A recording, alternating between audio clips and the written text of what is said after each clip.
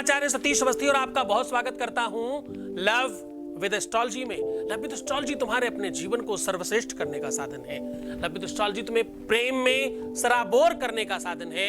Love with astrology में तुम्हें प्रेम करना, प्रेम दिलाना और प्रेम में सही दिशा दिखाने का काम किया जाता है।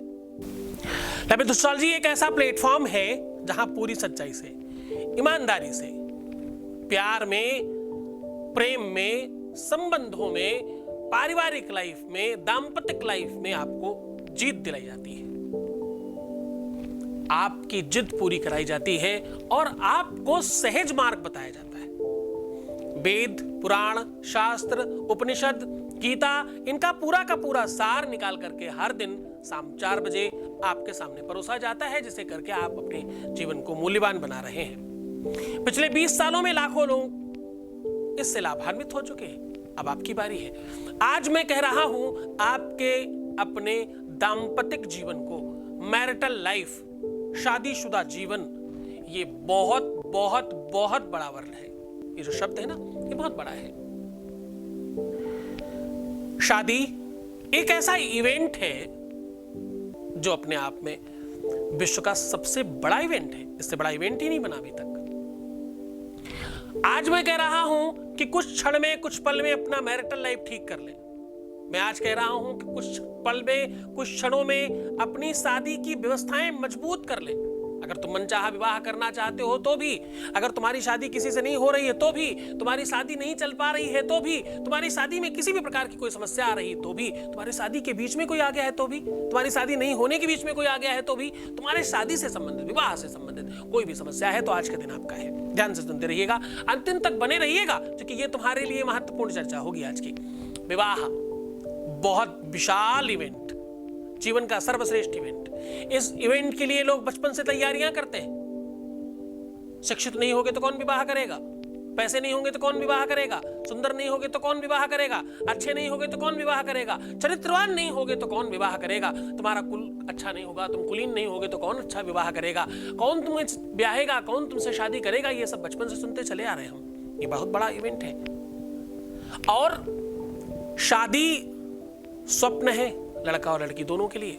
लोग तैयारियां करते हैं, व्रत करते हैं, उपासना करते हैं, साधना करते हैं, मंदिर मस्जिद जाते हैं, गुरुद्वारों में लाइन लगाते हैं और क्या नहीं करते विवाह करने के लिए। वर्षों तक सपना देखना, निरंतर उस पर प्रयासरत रहना। और विवाह होने के पहले या होने के बाद कोई समस्या आ जाए तो,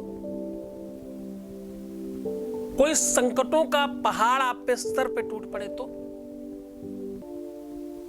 खत्म है जीवन। एक लड़की और एक लड़का अपना सर्वस्व सौंप देता है जब किसी से विवाह करता है। पुरुष अपना पूरा का पूरा नाम, सरनेम, अपना कुल, अपना परिवार, अपनी परंपरा, अपना धन, अपनी संपत्ति सब उसके नाम कर देता है। एक लड़की अपना सर्वस्व निछावर कर देती है, यहां तक कि अपना घर परिवार छोड़ करके आती है, अपने नाते, अपने रिश्ते, अपना सब कुछ, यहां तक कि अपनी पहचान त्याग करके आती है, आपके पहचान में जुड़ जाती है। तो दोनों ही परस्पर संलग्न होते हैं, इसलिए विवाह कहलाता है। वो दो लोगों के संयोग का नाम है विवाह।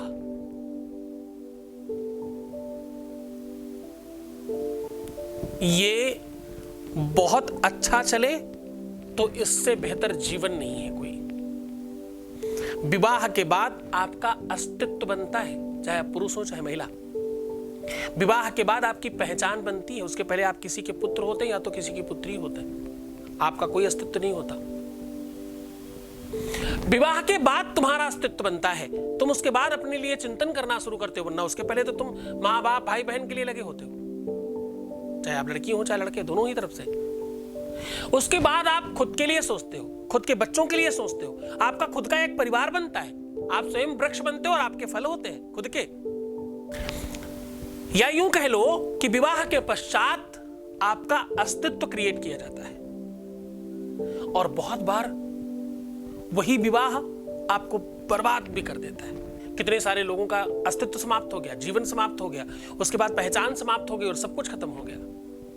इस प्रकार की किसी भी अव्यवस्था के लिए आज का दिन आपका है।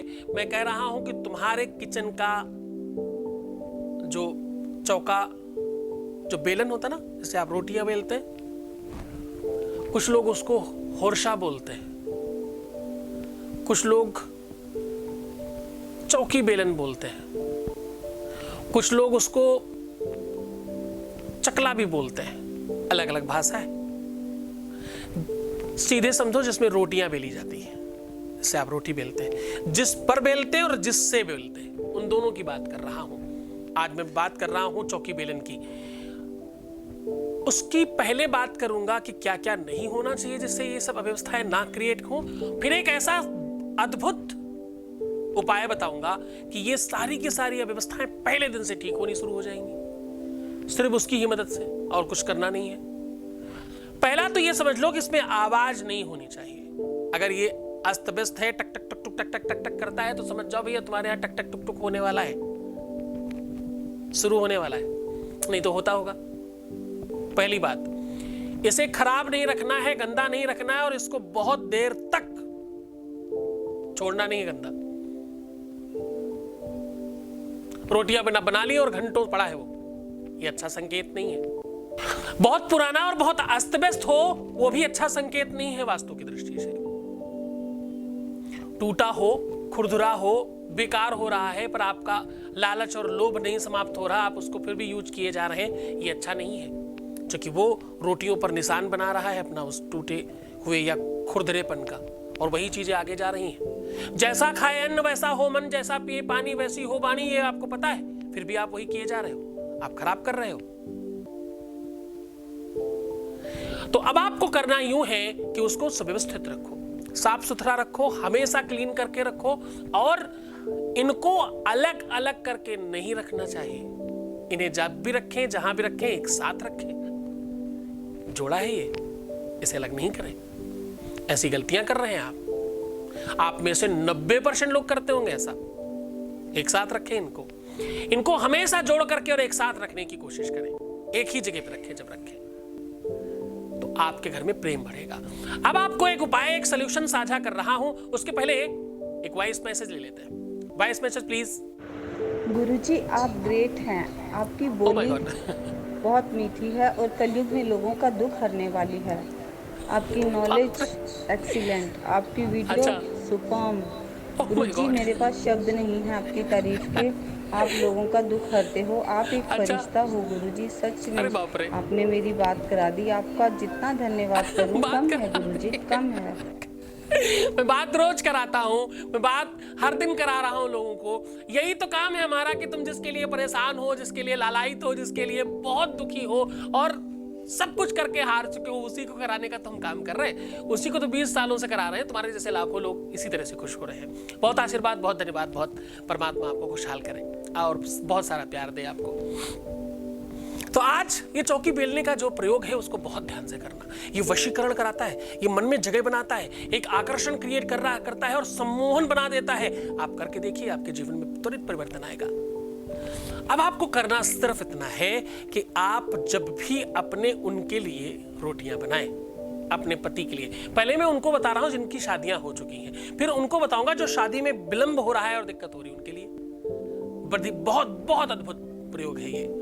अब आपको करना सिर्फ इतना है कि जब आप उनके लिए रोटियां बनाएं तो आपको क्या करना है, आपको सिर्फ एक काम करना है कि आप अपनी मिडिल फिंगर में सरसों का तेल लेकर के अपने माथे में हल्का सा टच करें और उसके बाद उसी चौकी पर लगा लें और रोटी को थोड़ा सा बड़ा कर लें। फिर जब रोटी का आखिरी रूप बनने वाला हो, जब वो ठीक गोल होने लगे, बड़ी होने लगे, उसके बाद अपनी रिंग फिंगर से अपनी टंक को स्पर्श करके थोड़ा गीला करना है और रोटी को दूसरे हाथ में लेकर के उसी जगह पे एक स्वास्तिक बना देना है और उसी पे रोटी रख करके फिर से बेल देनी है। रोटी को बहुत ढंग से पकाइएगा, पूरे प्रेम से पकाइएगा। पकाते समय आपका भाव होना चाहिए कि आप जिनके लिए पका रही हैं वो तुम्हारे हैं और वो तुम्हारे हिसाब से चलने चाहिए। जितना अच्छा भाव होगा, जितना अच्छा मन होगा और जितनी अच्छी उसमें प्रार्थना होगी आपके मन में, उतना ज़्यादा अधिक प्रयोग काम करेगा। और इस रोटी को बना लीजिए। कोशिश करिए कि वो गर्मा गर्म खा लें, कोशिश करें कि वो त्वरित खा लें। और देखो, आपस में झूठा और ऐसा क्या ही होता है, प्रेम तो आपस में चलता है ना। ये अद्भुत संयोग है, बड़ा प्रयोग है, त्वरित लाभ करने वाला है। और हाँ, इसे रविवार मंगलवार किया जाए तो ये चमत्कारी हो जाता है। तो ये तो हुआ उनका जो विवाह जिनका हो चुका है। अब बात कर रहा हूं उनकी जिनका विवाह होना शेष है। अगर आप उन्हें खिला सकते हो तो तुम भी ये काम कर लो, समस्या नहीं है। अगर वो तुमसे दूर है और तुम फिर भी विवाह करना चाहते हो तो क्या करें, यही सेम रोटी तुम गाय के लिए बना सकते हो। अब इसमें करना आपको सिर्फ इतना है कि जब आपने जो सरसों के तेल का प्रयोग जहां पर किया था वहां घी का प्रयोग करना है, जहां पर अपनी टंग का प्रयोग किया था उसमें गंगा जल का प्रयोग करना है, बस इतना सा। बाकी सब सिमिलर है, बिल्कुल सेम कंडीशन पे आपको ये काम करना है। गाय को रोटी खिलाते समय, बनाते समय दोनों में वो भाव रखना। इसमें 33 करोड़ देवता होते हैं, करके देखिए। ये शायद प्रयोग वही लोग कर पाएंगे जो देश में रहते हैं, जहां गाय मिलती हैं। जो विदेशों में, उनके लिए हम रोज कुछ और नई चीजें बताते हैं। हर प्रयोग हर किसी के लिए नहीं होता। तो ये उनके लिए है जहां गाय मिल सकती है, ये उनके लिए है जहां गौशाला या गाय का प्रबंध है। ठंडी गर्म कोई भी रोटी उनको खिला सकते हो, घी लगा के खिलाना, अच्छे से खिलाना। तुम्हारे प्रेम की बात है, तुम्हारे प्यार की बात है।